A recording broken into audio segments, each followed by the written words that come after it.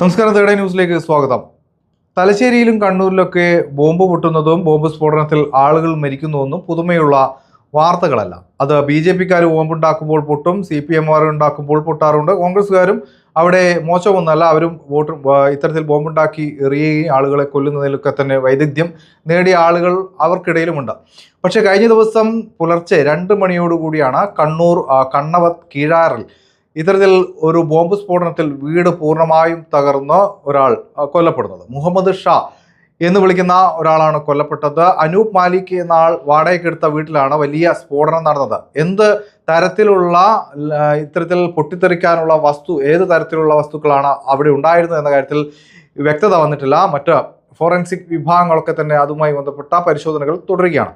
അതോടൊപ്പമാണ് ഇതുമായി ബന്ധപ്പെട്ട ആ വീടിൻ്റെ പരിസരത്തുള്ള ആളുകൾ പറയുന്ന ചില കാര്യങ്ങൾ. ഈ വീട്ടിലേക്ക് പുലർച്ചെയും അർദ്ധരാത്രിയിലൊക്കെ ആളുകൾ വരാറുണ്ടായിരുന്നു, വാഹനങ്ങളിൽ പലരും വരാറുണ്ടായിരുന്നു എന്നൊക്കെയാണ് പറയുന്നത്. അപ്പോൾ എന്തൊക്കെയോ എവിടെയൊക്കെയോ ദുരൂഹതകൾ ഒളിഞ്ഞു നിൽക്കുന്നുണ്ട്. നേരത്തെ തന്നെ ഈ കണ്ണവം പോലുള്ള പ്രദേശങ്ങളിൽ നിരോധിത പോപ്പുലർ ഫ്രണ്ട് പോലുള്ള തീവ്രവാദ സംഘടനകളുടെ പ്രവർത്തനം വലിയ രീതിയിൽ നേരത്തെ ഉണ്ടായിരുന്നു. കണ്ണൂർ ജില്ലയിൽ പ്രധാനമായും പോപ്പുലർ ഫ്രണ്ടിന് ശക്തമായ ആളുകളുള്ള അല്ലെങ്കിൽ ശക്തി കേന്ദ്രങ്ങളുണ്ടായിരുന്നു. ആ രീതിയിലുള്ള എന്തെങ്കിലും പ്രവർത്തനമാണോ ഇവിടെ നടന്നത്? തീവ്രവാദ സ്വഭാവമുള്ള സംഘടനകളുമായി ഇവർക്ക് ബന്ധമുണ്ടോ എന്ന കാര്യത്തിലൊന്നും ഇതുവരെയും ഒരു വ്യക്തത വന്നിട്ടില്ല.